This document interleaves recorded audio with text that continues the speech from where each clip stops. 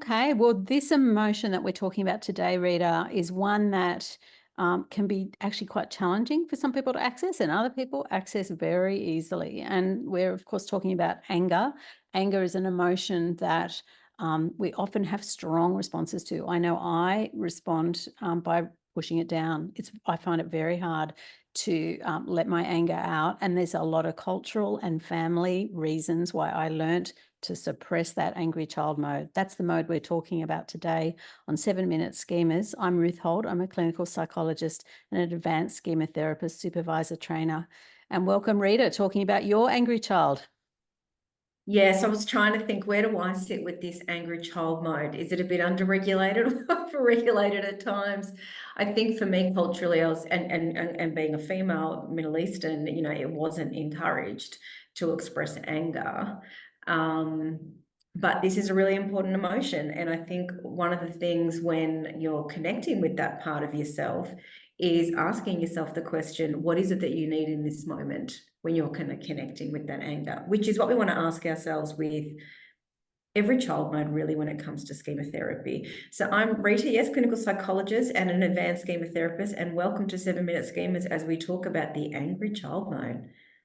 And this is a mode that, as the name suggests, expresses anger. It can feel a little bit like an adult tantrum, so it can be a real protest kind of mode. I can get a bit yelly or a bit cranky. I can get a bit stomping of the feet.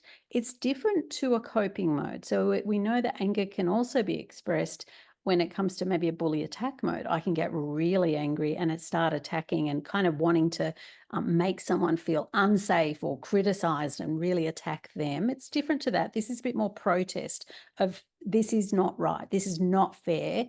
Or it's again different to perhaps an angry protector mode, which is again another coping mode. And you can look both those coping modes up on our series. Angry protector is using anger more as a wall. I'm pushing people away with my cynicism, my sarcasm, my prickliness. I'm cranky, but I'm doing it to push people away because it doesn't feel safe to connect. Angry child is not so much of an instrumental anger. It's a bit more raw.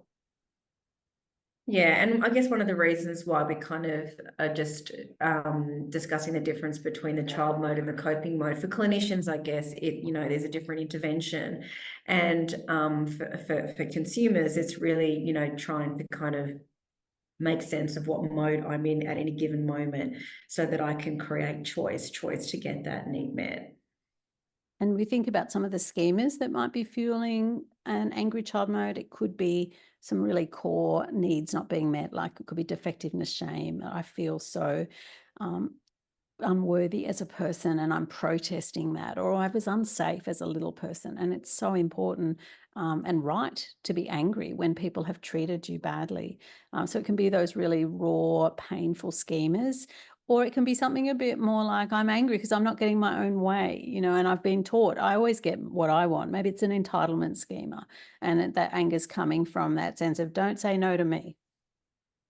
So that angry child is really there to kind of protest around, I deserve to be seen, or I deserve to feel worthwhile, or I deserve to be heard.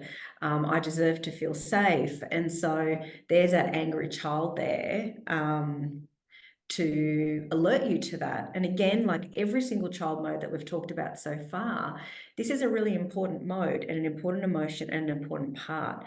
When it starts to become problematic or difficult is when it's either underregulated or overregulated. And as a result of those two type of experiences, it's either I'm, making lots of really hot choices when I'm in that mode that's affecting relationships, work, functioning, or I don't listen to that part of myself and I end up not being seen, heard, understood, etc.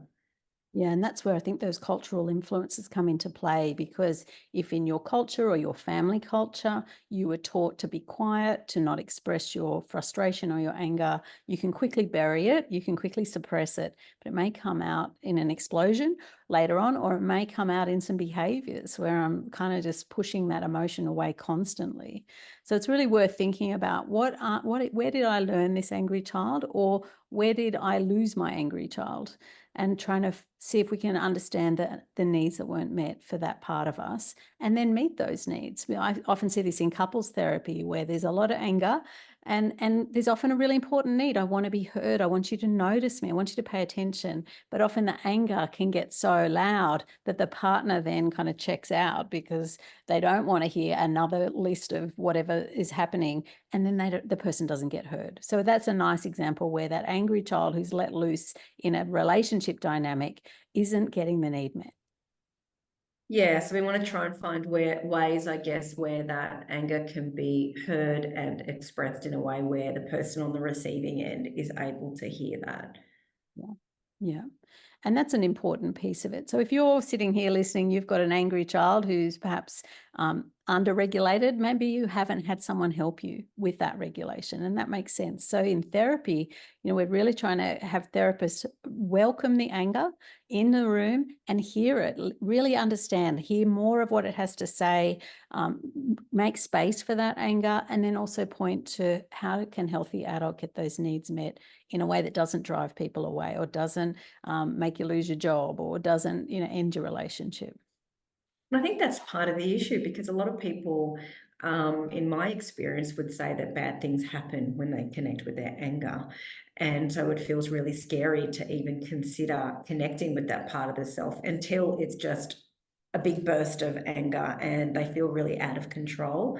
And then there are some people, like in forensic settings, for example, where they're not allowed to express any anger.